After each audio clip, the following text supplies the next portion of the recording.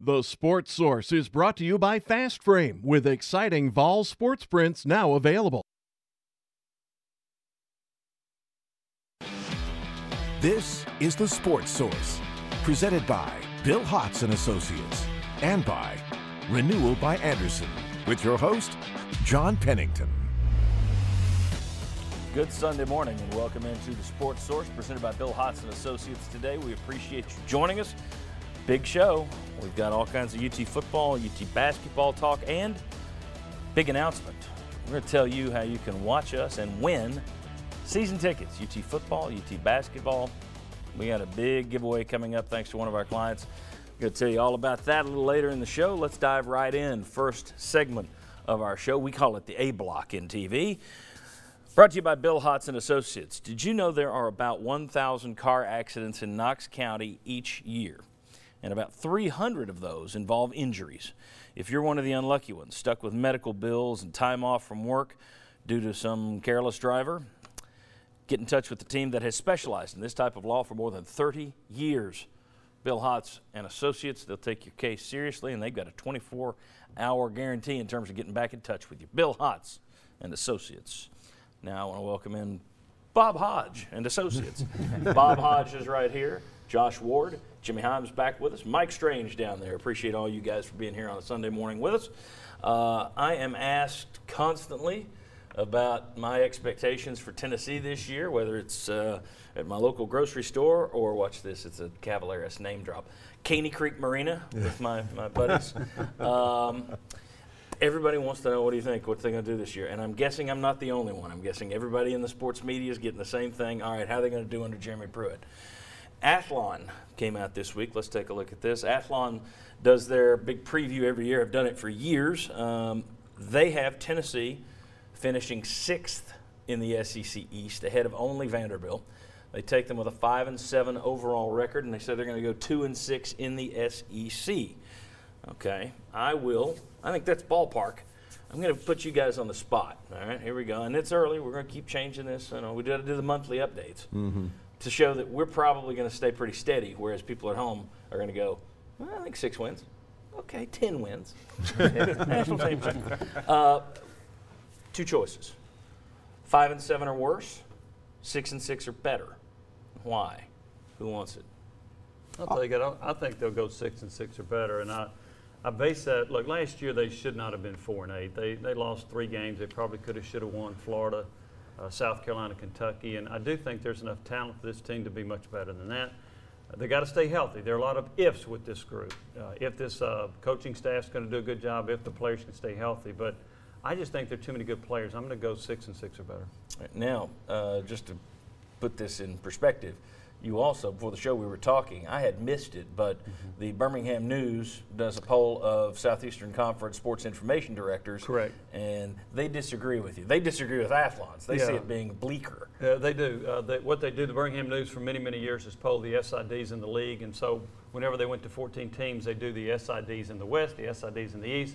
The SIDs in the East picked Tennessee 7th, dead last in the East Division. Jimmy says they'll be wrong. Bob, 5-7 or worse? I'm going to go 5-7 or worse. Okay. You know, there are some talented players, like you said, that last year didn't play up to their ability, but I also just think you're dealing with such a thin team that, yeah, if everybody stayed 100% healthy, maybe you do get up to 6-6. Maybe you get up to 6-6. I think that's kind of the upper echelon. But just based on the past 2 years, can you even begin to think that this team is going to stay completely healthy? So I'm going to go 5 or 7 or worse. Anyone? I'll go 6-6 or better. I think it's the right question because I think that's where the line is for a lot of people in trying to figure out what Tennessee is going to be this year. What's more likely, 7-5 or repeating last year 4-8? I'll say 7-5 is more likely, so I'll lean that direction. I think the Florida game early, I think the Missouri game in November, I think those are going to end up being 2 very important games to decide the answer to this question. I see, and I certainly see a way, an avenue for them to go 7-5, maybe even go crazy and say 8-4. But if you make me pick one or the other, I'm going to pick 5-7 because this is a thin team. Now, I think this is also a program that's due some breaks, if there is such a thing as due breaks. And if they get some breaks or avoid bad breaks, this could be a 7-5 team or even an 8-4 team. I want to go 6-6 better. If you made it like horse racing where you're going to be 3-1 odds, I'd do it. The only thing about the breaks thing is we've been saying that since we went on the air, and that was 2003. So they are due.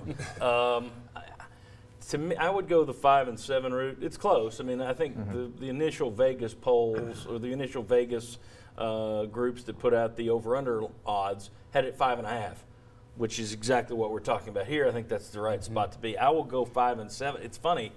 I don't see them going worse than 5-7, but I think 5-7 is more likely than all those other numbers. I just think the margin of error is very thin with this team. The injuries. Sure. It's first year, so how many times do you see a big first year bounce? Usually, I mean, even Kirby Smart, who went into Georgia and was left a gold mine, he didn't have a great first year. It was his second year. I mean, he didn't hit the expectations people had. They thought he'd just step right in there and he'd keep rolling. It didn't in his first year, and that was a first-time head coach who did it pretty well. So you're talking about a first-time head coach here, first-time offensive coordinator, a defensive coordinator who's only done it 1 year in the past, and then a roster where you're looking at it, okay, Jauan Jennings is back on the team. He's got to mind his P's and Q's, has so far. You've got defensive tackle, Shy Tuttle, and Tuttle doesn't always stay healthy. You've got a question. To me, you still don't have Trey Smith back, even though everybody says, oh, he's going to be fine. We'll see in the fall. To me, there's just a lot of room for error there. One thing in Tennessee's favor, one thing in the players' favor is I thought last year they did reach a point where they just quit. They stopped. I think that in the last 3 games, they didn't play all that hard. I think all the negative stuff caught up with them. Under a first-year coach, you may not be doing any better, but your players may be playing that extra little bit, not sagging, not hanging their heads and saying, oh, here we go again. There should be new energy with the roster exactly. changes as well. So that's something else that could push it up beyond 5-7 to 6-6 or 7-5. And even though these guys are first-year coaches, taken as a whole, this on paper, this is a really good staff, really good staff. And from what you hear in practice, it's a lot more. Guys the drills are faster. They're getting more people involved in drills. You got a bigger staff too in terms of the ability to have a quality control coach who can sit there and watch one group go through it. They could coach them up. There's no question they could coach them up more than last year's bunch did. But I'm just used to not and that's a wild card. I mean, and that's what we got to wait and see. They may do it. I'll close with this. Athlon's ranked the top 6 position groupings in the SEC: running backs, receivers, offensive line, defensive line, linebackers, defensive backs. Tennessee didn't finish in the top 6 in any of those areas. Very quickly. What is Tennessee's best position group? I don't think that's a surprise. They aren't top 6 anywhere. Yeah. But this gets back to 5-7 or 6-6. Tell me what position group you think.